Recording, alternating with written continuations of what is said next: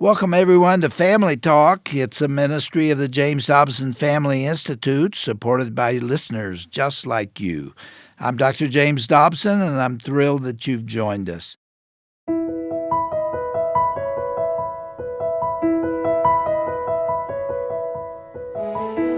Well, welcome to Family Talk. I'm Roger Marsh. You know, Dr. Dobson has long been an advocate for important contributions that men can make in the lives of their children. And on today's classic program, he discusses these values with his guest, Dr. Ronnie Floyd. Dr. Floyd served as senior pastor of Cross Church for 30 years and currently serves as an honorary pastor emeritus. During his career, he was a two-term president of the Southern Baptist Convention and was also president of the National Day of Prayer Task Force. Dr. Floyd is the author of more than 20 books, including The Power of Prayer and Fasting, Our Last Great Hope, and How to Pray, Developing an Intimate Relationship with God. Dr. Floyd earned his master's and doctoral degrees from Southwestern Baptist Theological Seminary.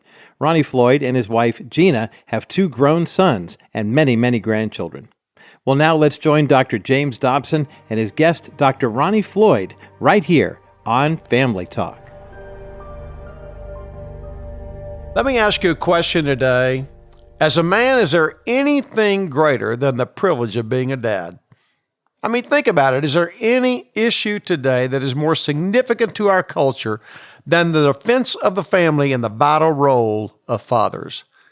Today, I'm going to interview the man who has been the foremost leader in preserving and promoting the institution of the family in American life. I am interviewing the man who has sounded the alarm for a long time on the importance of fathers in the culture.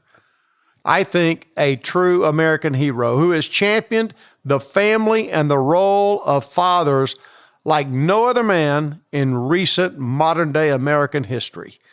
Yes, today I am interviewing Dr. James Dobson. Dr. Dobson, thank you for being on this program today. Well, Pastor, thank you for tracking me down. I'm in a hotel in Washington, D.C., and I agree with everything that you just said, that dads are incredibly important to families. I don't think most dads really realize just how significant they are. The Scripture really gives about 5 key roles that fathers should play. And I scratched them down here just anticipating this call.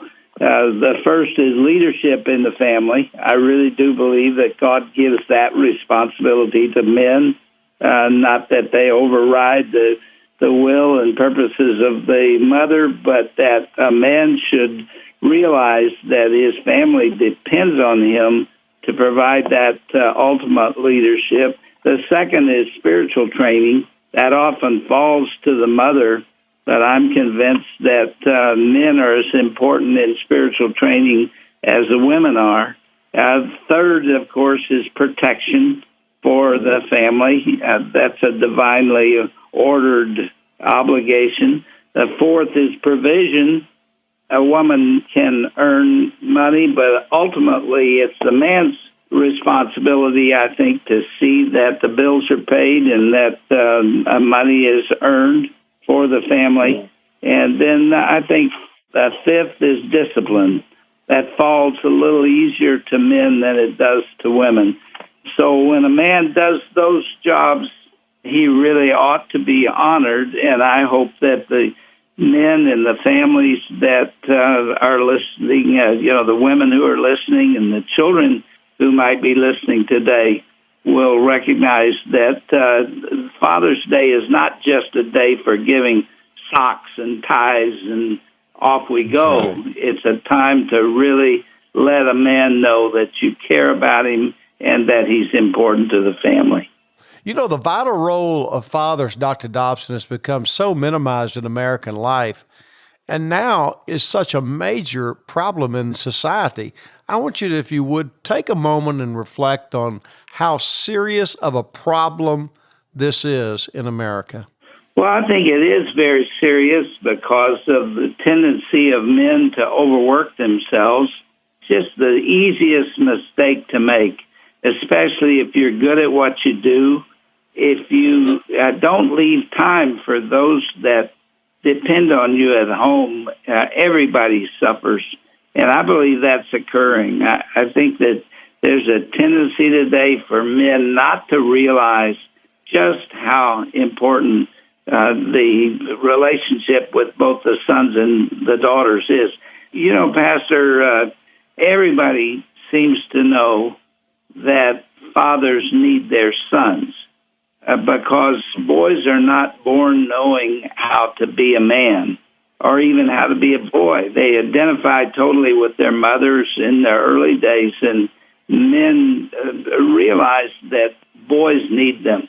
What they don't often understand is that girls need their fathers as much, if not more, than boys do. Yes. Because a girl's self-esteem hangs precariously on the relationship between her and her father. He's probably the first male that will kiss her or hug her or tell her that she's pretty or affirm her to make her feel important.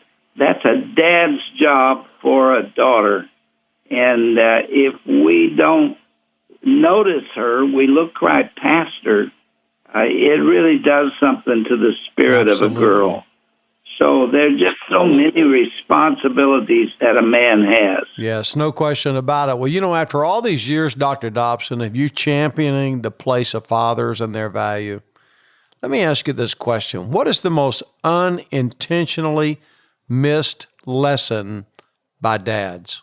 Well, I think I just touched on it. I think it's becoming so busy and so involved outside the home that, we're worn out when we get home and our kids are already in bed, and we just fail to realize that what is missed there cannot be recaptured.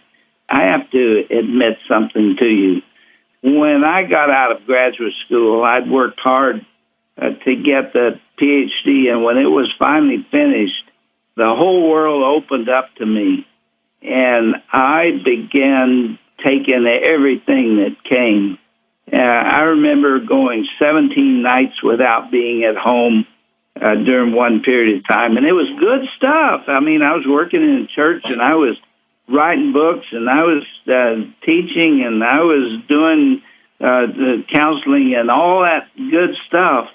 But my father, who was always a moral beacon for me, wrote me a letter, and he took me to task, and he said, I'm proud of you. I think that you're doing great things, and God is really blessing you.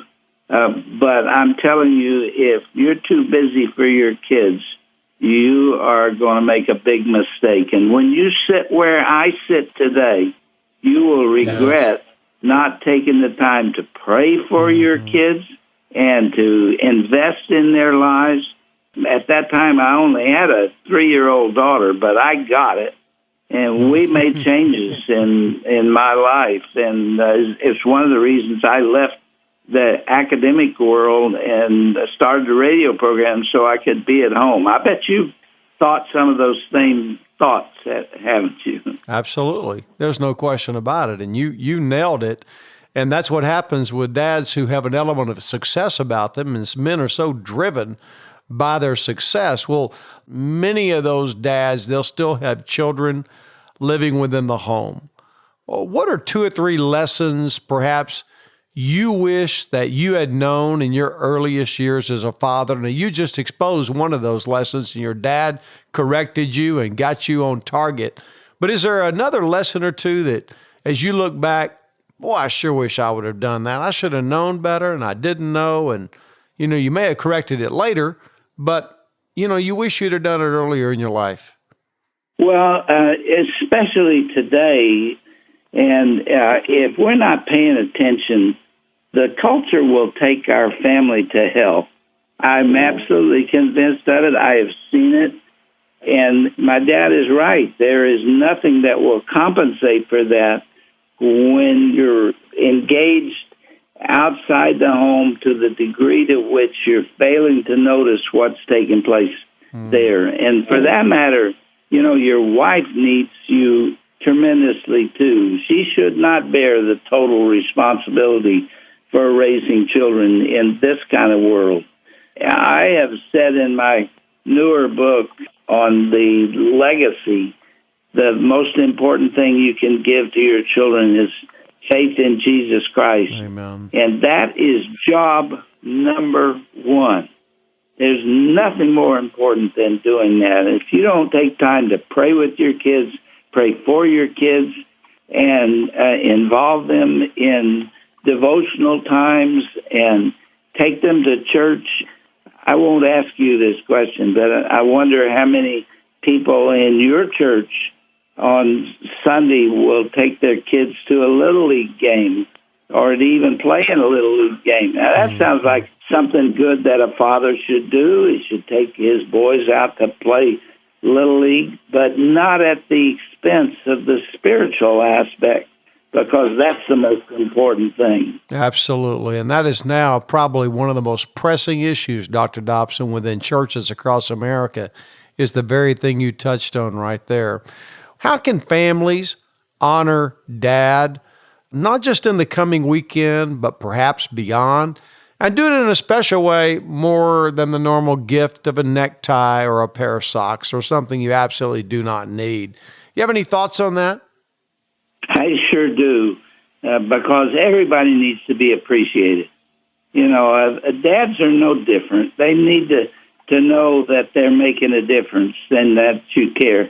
I remember when my little girl was about 3, and I had to drive a long way to get to Children's Hospital in Los Angeles, and I would leave every morning with my briefcase, and Danae would cry. Yeah, she would cry because I was leaving. It was a personal affront to her that I couldn't stay home with her, but she made me know I was important to her.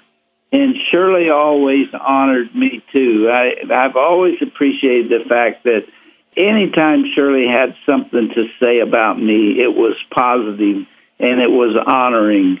That's what dads need. They need to know that they play a role that's critically important and they're loved at home. I think many men would be willing to take up the responsibilities that God has given them if they knew they were not just in the house, Yes. Then they don't just earn a living, but they're there to protect and provide and care for and teach and train and guide. And those can't be replaced by just anybody. That's a dad's job. Well, Dr. Dobson, when I was reflecting on preparing to have the privilege to interview you, I was thinking back, and I was a very, very young man at that time, really just very young adult. That's what I was. But it was a difficult time in the 1980s and 1990s in America. You were so engaged with other national leaders who stood beside you, championing the family. If you men had not done this then, there is no telling where we would be today. I want you to mentor our listeners for a minute or two and tell us about 2 or 3 people who were with you out there on the front lines of the culture with you, fearlessly and courageously championing the family in American life. 3 come to mind immediately. And the first is my dad. I talk about him often. He's gone on to be with the Lord, but he prayed for me. I think he prayed for me every day. And my dad was a prayer warrior, and when I say he prayed long hours for me and then for my family. And then when he saw that I was missing the mark in a very kind way, he helped to pull me back. A second person that had great influence on me was Chuck Holson. He became a brother to me. I miss him too. He's also gone on to be with the Lord. Talk to him on the phone, sometimes once or twice a week, just taking his pulse and he mine. He was also willing to say things to me that were hard to say. And he had a lot of influence on many, many Christian leaders. And the third one was Adrian Rogers, Baptist minister at Bellevue Baptist Church in Memphis, and he served as a member of my board. I want to tell you, when we invited him to join our board, the first day he was there, he changed the entire board just by the warmth of his personality. And you knew him too, didn't you? Absolutely knew him well. What a tremendous man of God. And he's gone too. I've lost my 3 mentors there. Now maybe I can pass it on to others. Well, absolutely. And that's what you're doing today. And we really, really do appreciate this. Dr. Dobson, let me turn it this way for a moment. From all the life you have lived and all the books you have written and all the thousands of radio programs you have done, what is the one thing that stands out today that is the number one key to bringing success in the family? I think it's giving priority to those that matter most. You know, I want to evangelize the world. I know you do too. It's the Great Commission to go into all the world to preach the gospel. And that is very, very important. But evangelism begins at home.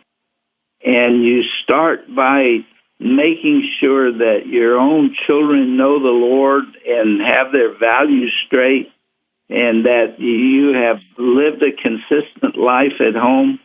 You get that straight, and everything else tends to fall into place. Love it. No doubt about it. Hey, one final quick question, Dr. Dobson. I've got to ask you this.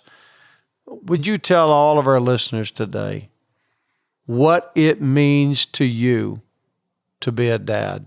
Oh, you know, it's a cliche to say some of the things I've said today because people have heard them. They're not new ideas at all.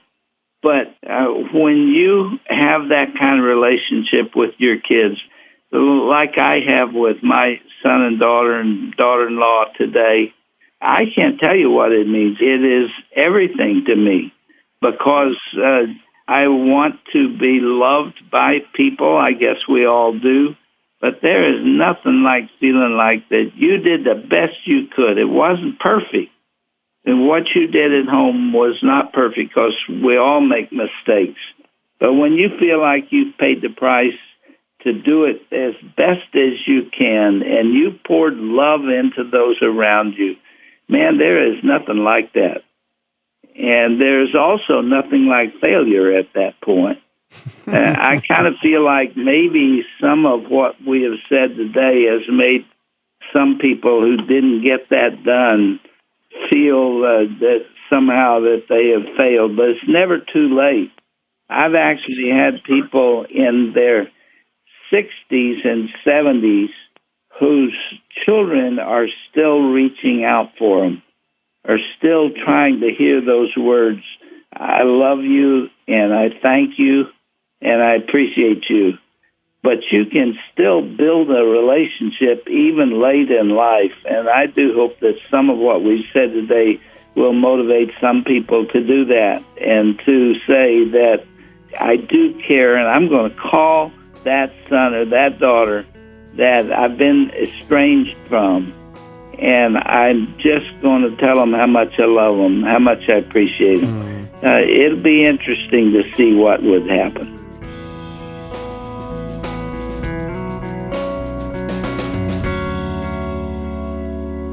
And that concludes a very powerful presentation from Pastor Ronnie Floyd today here on Family Talk. And if you'd like to learn more about his information, you'll find it all at drjamesdobson.org/Family Talk. Earlier this week, we shared with you about a special new document that has been prepared by Dr. James Dobson, along with Gary Bauer, who's the Senior Vice President of Public Policy here at the Dobson Policy Institute. It's an open letter to President Biden, and Gary's joining me here in studio yet again today. Gary, welcome back to the Family Talk broadcast today. Thank you, Roger. Great to be with you. This is a powerful document, this open letter to President Biden that you and Dr. Dobson have been working on pretty fastidiously for the past couple of weeks. And as you mentioned a couple days ago, it wasn't difficult, unfortunately, for you to find citations for all the issues that you have with Biden policy. Talk about why it's important to not just attack someone's character. I mean, there's been a lot of that mudslinging going around, especially in the area of a guy like Donald Trump. And to actually say, well, no, wait, this is not about Joe Biden, the person. This is about the Biden administration's policies that were supposed to bring us together. But now you found nearly 30 examples of criminal activity, basically, where they're using lawgate. What was the term that they used? Yes, lawfare, right. Lawfare, yeah, to divide us. Talk about why this letter is important. Well, Roger, we're living in an extraordinary time in the country, and virtually every one of our key constitutional liberties that are outlined in the Bill of Rights are under attack. I still run into a lot of our fellow believers who will say to us, and I know Dr. Dobson gets frustrated with this, I'm just not interested in government. Well, what we're trying to say in this letter is that government is interested in you. And if you don't pay attention to this interest our current government has in us, it is going to hurt our religious liberty, our families, our children, and our futures. Roger, I try not to get into the Washington, D.C. exaggeration business, but I actually think this letter could end up being historically significant because I think the country is at a crossroads. There's powerful forces trying to rip us away from out of the rich soil of Judeo-Christian civilization and turn this into a totally secular America built not on the idea that liberty comes from God, but built on the idea that liberty comes from Caesar, from government. So this letter means to not only get the attention of the president and let him know that we believe more than half of the country does not want these policies, but we also want the letter to be a wake-up call for millions of Americans that don't fully understand yet what's at stake and why 3/4 of us tell the pollsters that we think America's headed in the wrong direction. Boy, I'll tell you, when you read this letter, and you can find it at drjamesdobson.org/Biden open letter. That's all, just think of it, all one word. There's no hash marks there. drjamesdobson.org/Biden open letter. When you read these, Gary, it's shocking. You and I follow the news and the headlines every day, and we see, how valuable it is to get truth being told to us. But the way you've lined these up, nearly 30 of these offenses with regard to racism in terms of dividing people by race or open border policies that are risking America's welfare. Even the one that just boggles my mind is, here's the president of the United States saying, we want to protect everyone, and especially ensure the safety of women and their well-being. And then these policies come in that actually are a threat to them, that really put women at risk. It's just mind-boggling how they'll say one thing and do the other. This letter just aims to kind of put their foot to the fire and say, hey, let's walk the talk here. That's right, Roger. I think everybody's been a little shell-shocked at how quickly the transgender issues seem to explode all over the country. Right. And it's very, it's complicated in some areas. But one thing that Americans have looked at and said, oh, no, wait a minute, that's not right. And that's this idea that if a boy claims he's a girl, he has a right to go into your daughter or your granddaughter's locker room, her changing room, her bathroom. He's got a right to compete against her in high school or college sports. Well, that's just absurd. The public is overwhelmingly against it, and states are passing laws prohibiting that. So what did the Biden administration do? This is unbelievable. They're literally threatening to cut off the lunch program for poor children in public schools if that school won't let a boy go into your daughter or granddaughter's bathroom and changing room. Incredible. They're using the full power of the federal government to eliminate safe spaces for our wives and daughters and granddaughters. It's outrageous. We can't sit still and be silent about it. And that's just one of the things we outline in what, again, I think will end up being an historic letter. We want literally millions of people to join with us in signing on to this letter. Well, Gary, thank you for the work that you and Doctor did in putting this together and making this available. And thanks for being with us today here on Family Talk. Appreciate the time. Great to be with you. Okay, the letter that Gary mentioned is an open letter to President Biden written by Dr. James Dobson, Gary Bauer, and the president of the Dr. James Dobson Family Institute, Joe Warsack. It's available for free when you go to drjamesdobson.org/Biden Open Letter. That's drjamesdobson.org/Biden Open Letter. Read it. Look at all the citations. You'll be shocked, but you'll also be encouraged to know that we're paying attention to this, and we then can have, hopefully, a fair conversation about these issues that are so important to us. You read the letter, put your name on it, sign it, and then see the thousands of, like Gary said, hopefully millions of people who will join in on this campaign and on this crusade to literally take our nation back to where God intended it to be during that first Declaration of Independence on July 4th, 1776. Well, I'm Roger Marsh. Thank you so much for celebrating Flag Day with us today here on the Family Talk broadcast, and we encourage you to have a great weekend, have a wonderful Father's Day, and join us again Monday for another edition of Dr. James Dobson's Family Talk.